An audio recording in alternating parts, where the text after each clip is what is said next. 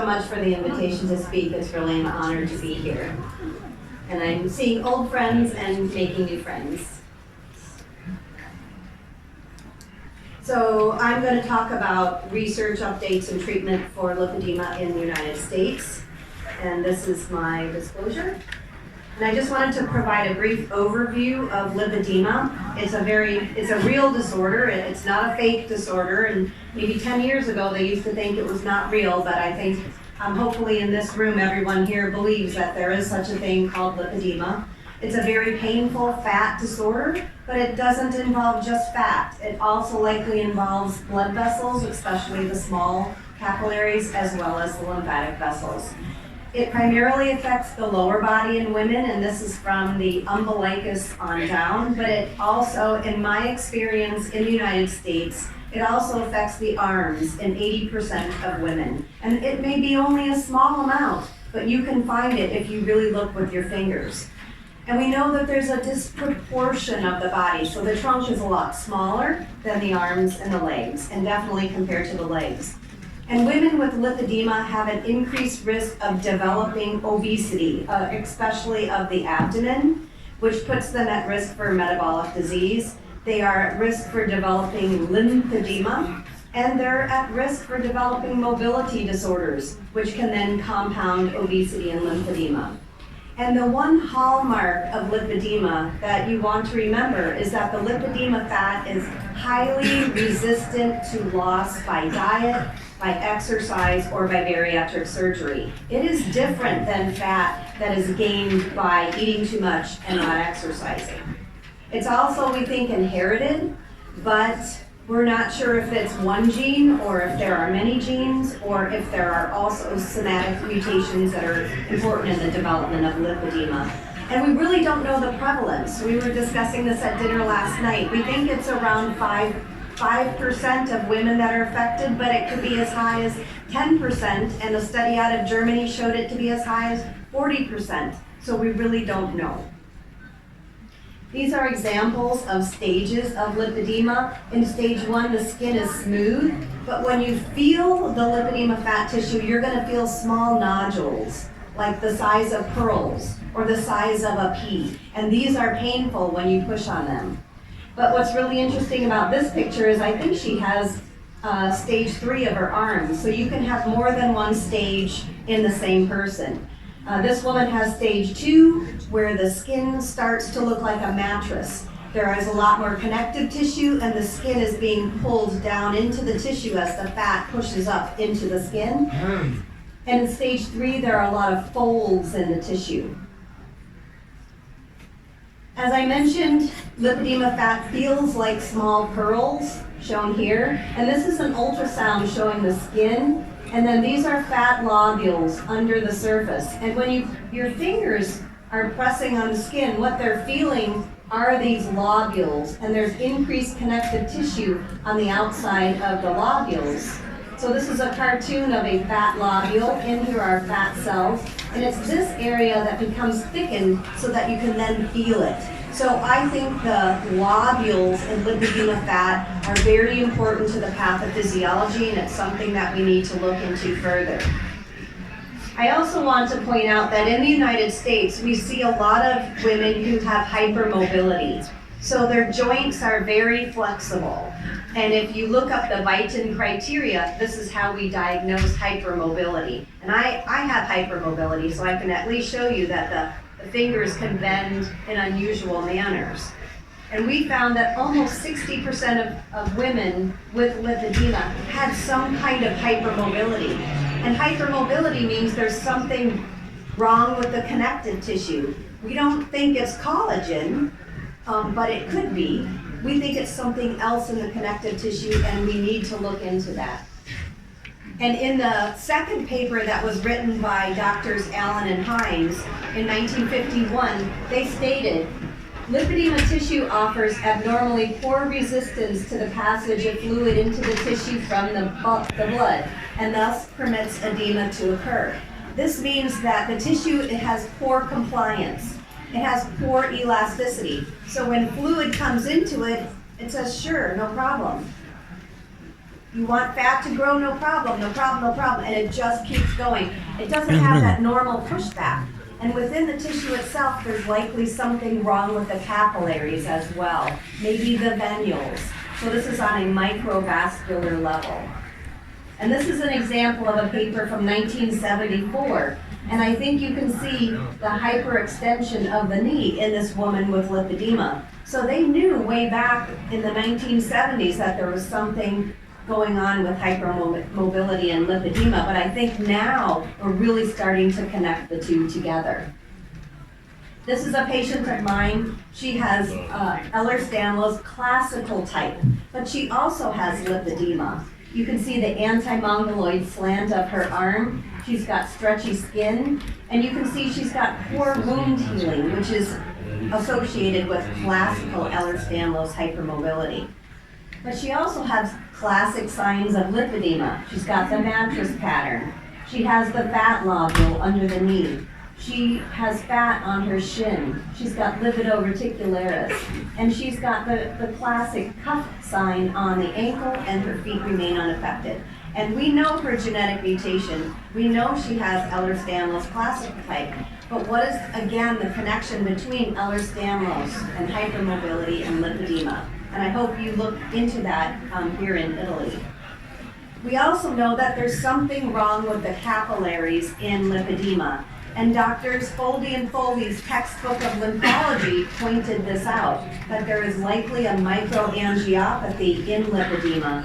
And what we find are the capillaries are very dilated in lymphedema. Not everywhere, not all the capillaries, but especially on the thighs, especially on the upper thighs. And we have found areas where you can see this looks like an angiolipoma. And angiolipomas are something that we thought was completely different than lymphedema. But when we biopsy in lymphedema, in 30% of women, this is what we find. So there's a rampant angiogenesis that's going on, to the point where it looks like an angiolipoma. So something is wrong with the capillary structure, and that may relate back to the hypermobility. So my treatment, my number one treatment is food. And as I mentioned initially, lymphedema fat is resistant to diet. So how can diet help? I think diet is important to keep obesity at bay in lymphedema. And you're going to hear a little bit more about the ketogenic diet and lymphedema today. But it's something that I recommend for my ladies with lymphedema. There are some problems with it, and some women cannot sustain it for long periods of time and regrow their weight. When I talk to them about the diet, and I tell them, please focus on different vegetables. Don't just eat the same vegetable. Eat rainbow-colored vegetables to get the bioflavonoids that are needed to decrease inflammation. And be careful with the meat that you eat. In the U.S., we feed our cows grain. And so by eating grain-fed cows, you're getting a lot of inflammatory omega-6 fatty acids.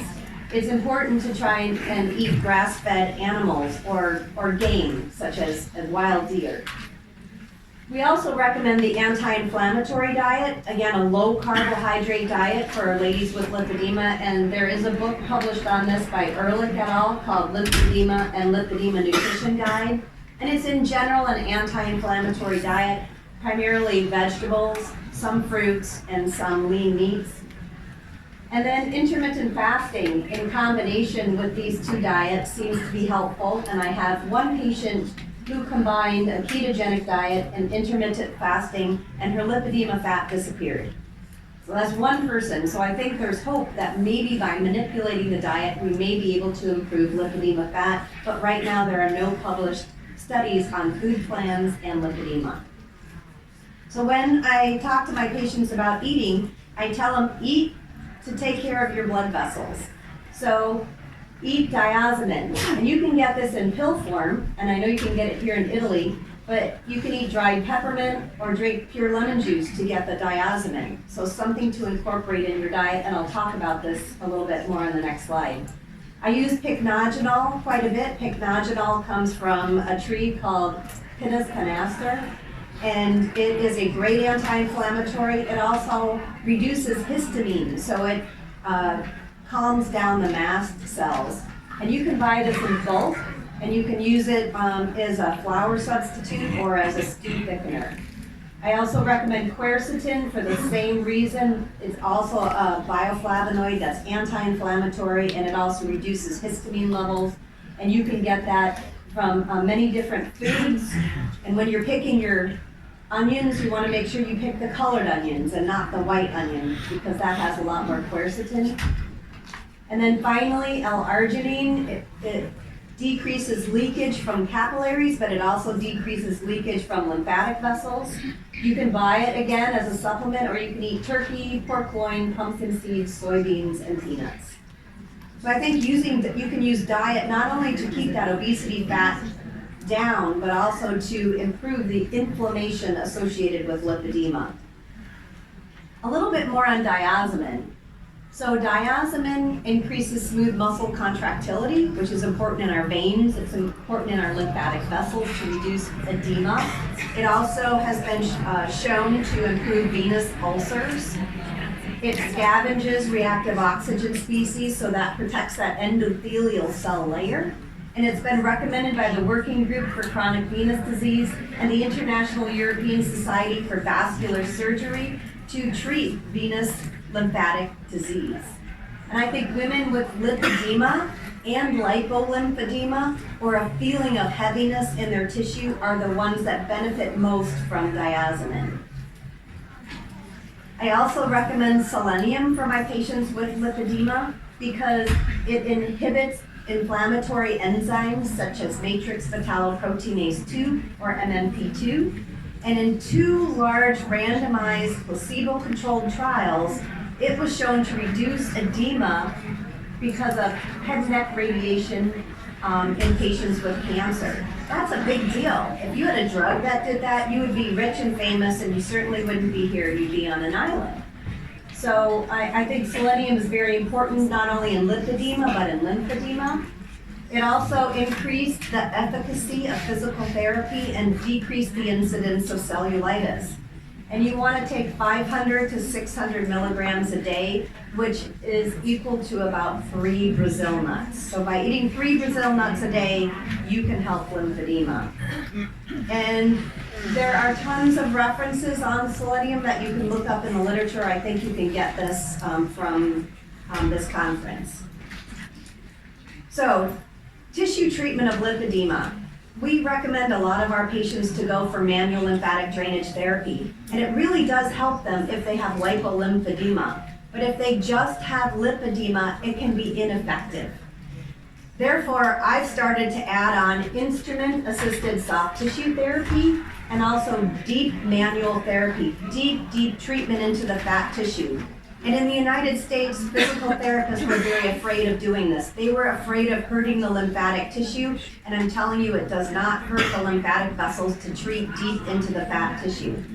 And I'm going to show you some data on deep fat tissue therapy called quadrivus, but you can get a Chinese massage called Tuina that treats deep into the therapy, as well as Thai massage. When I write a prescription for manual lymphatic drainage, I write, please treat the entire body of lymphedema, please use manual lymphatic drainage, but also use deeper techniques to resolve the masses in the fat tissue as well as the fibrosis. And I point out to them, there are fibrotic areas in lymphedema, especially on the upper buttocks, on the hips, and in the groin. And then make recommendations for CDT. So instrument-assisted soft tissue therapy in the US, I'm not sure if you have it available in Italy, but we have A-stim therapy. And A-stim therapy decreases pain and improves fibrosis.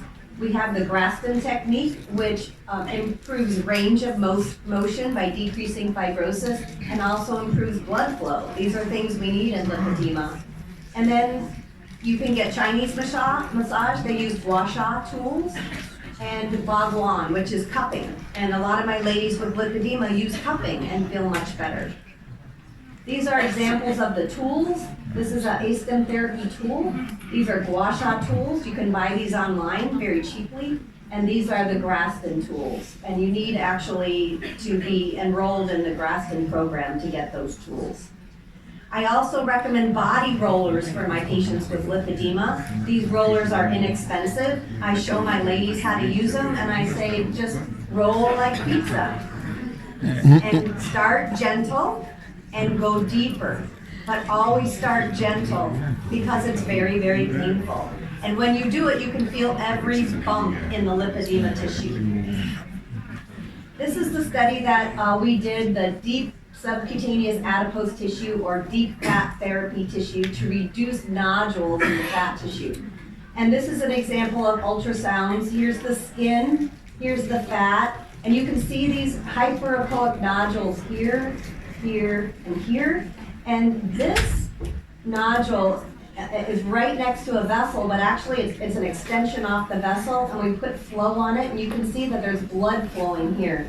So this hyperechoic area around the vessel is a leak, like a bruise deep in the tissue, or it's inflammation, and we don't know the answer to that, and we're looking for it.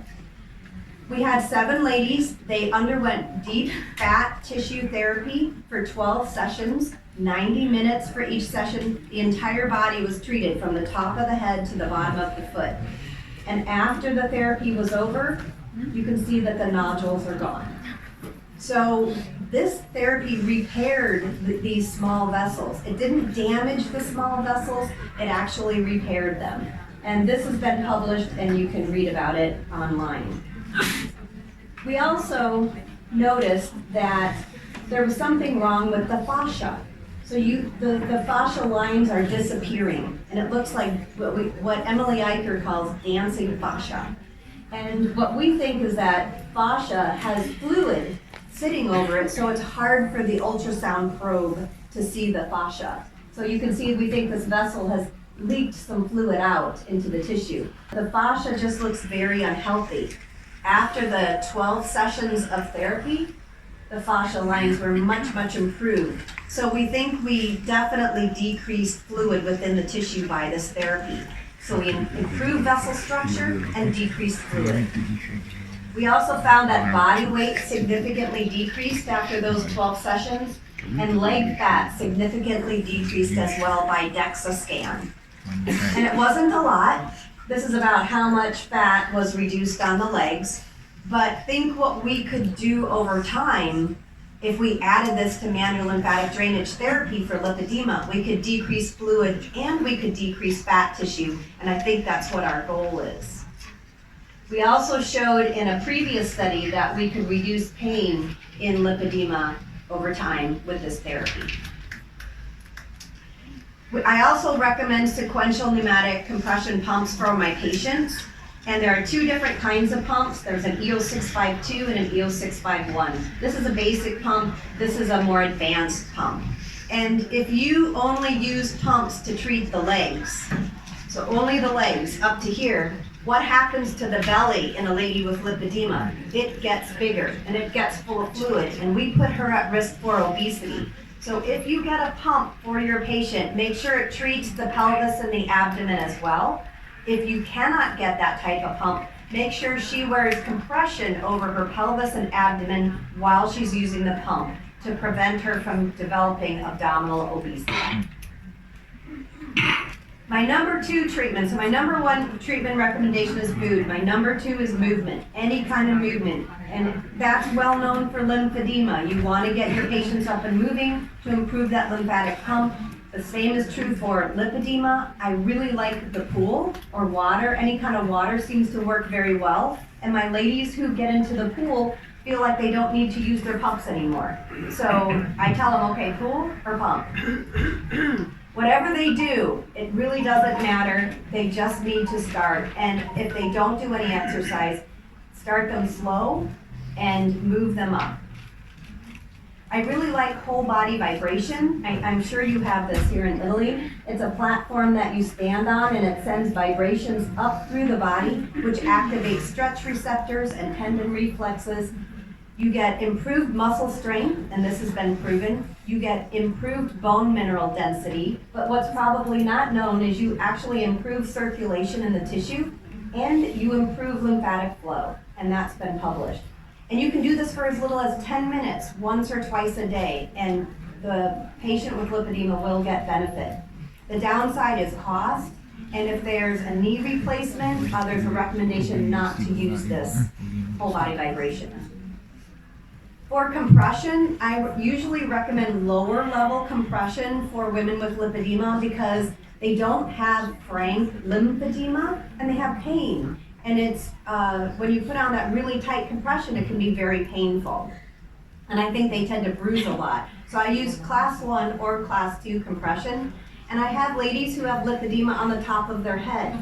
And I actually have them wear a compression garment on their head when they're at home and not out and about. And also when they're using their pump, I have it put it on their head so it doesn't push fluid up into the head when they use their pump. I also do not like thigh-high garments for lipedema. The reason is the same for the pump. There's a risk for developing abdominal obesity. So I have them wear a pair of compression bike shorts on their abdomen all the way up under their breasts if they're going to wear thigh highs.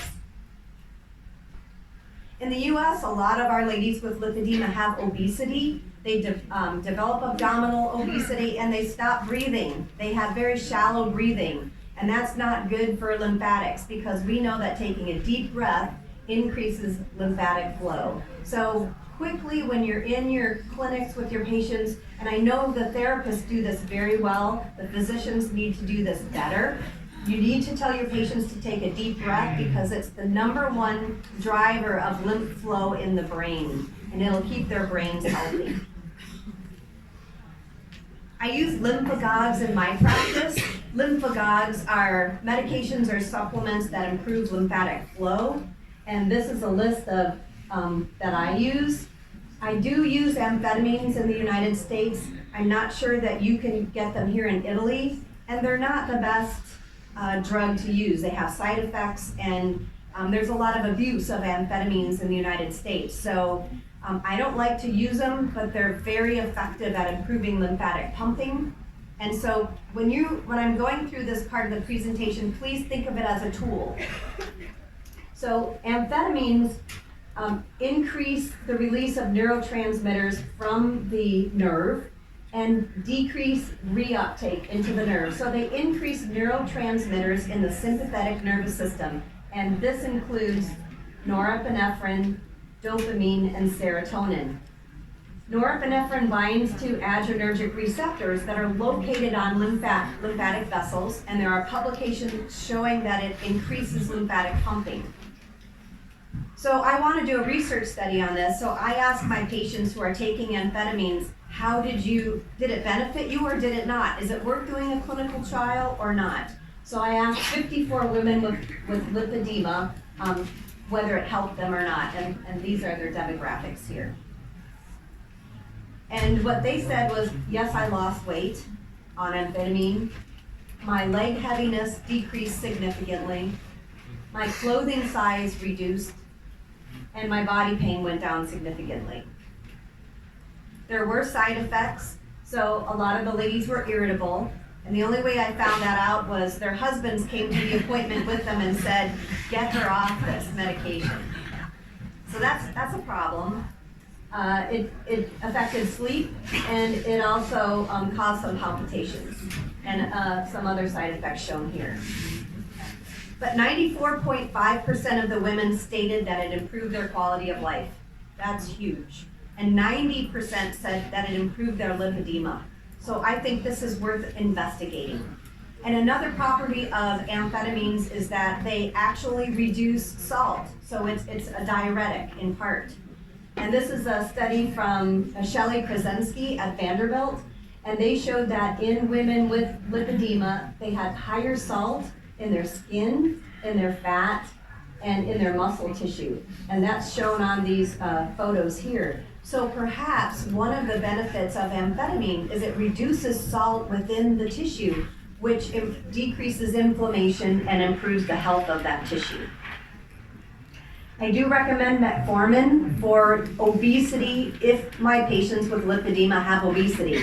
And everyone up here, I think, knows about metformin and its benefits. But I use it only for that obesity component, not for the lipedema. You're going to hear a little bit about liposuction for lipedema, so I'm not going to really talk about that, but we have tumescent liposuction and water jet assisted liposuction in the United States, both of which I think are effective. We do not have a single study on liposuction for lipedema in the United States, so we rely on the studies right now coming out of Europe showing improved quality of life in women with lipedema after liposuction. Bariatric surgery. I do recommend bariatric surgery for my patients with lipedema who are obese. Bariatric surgery does not work for lipedema. It does not reduce lipedema tissue, and therefore I think we need to educate our bariatric providers that the lipedema tissue will not respond to their surgery and to not consider the patient a failure if they do not lose their lipedema tissue. If they lose their obese tissue and their diabetes resolves, their high blood pressure resolves, I think we can call that a success. But again, we need to educate our providers in the United States, and I'm sure you probably need to educate them here in Italy. I also recommend the complete decongestive therapy with the deeper techniques before and after bariatric surgery. If you can reduce the fibrosis in the tissue, you have a greater chance of improving the success of the bariatric surgery. So in conclusion, I believe there's a microangiopathy that's present in lipedema that we need to study further. I think hypermobility may be an important clue in lipedema, and if you're doing research studies, you should make sure that you are evaluating your research subjects for hypermobility. I think lipedema requires multiple treatments. There's not a magic wand right now, so you have to treat the whole person with multiple techniques and find out what works for them. We don't have enough studies. For me, food and movement are number 1 and 2. I do not want obesity to complicate lipedema. It just makes everything worse.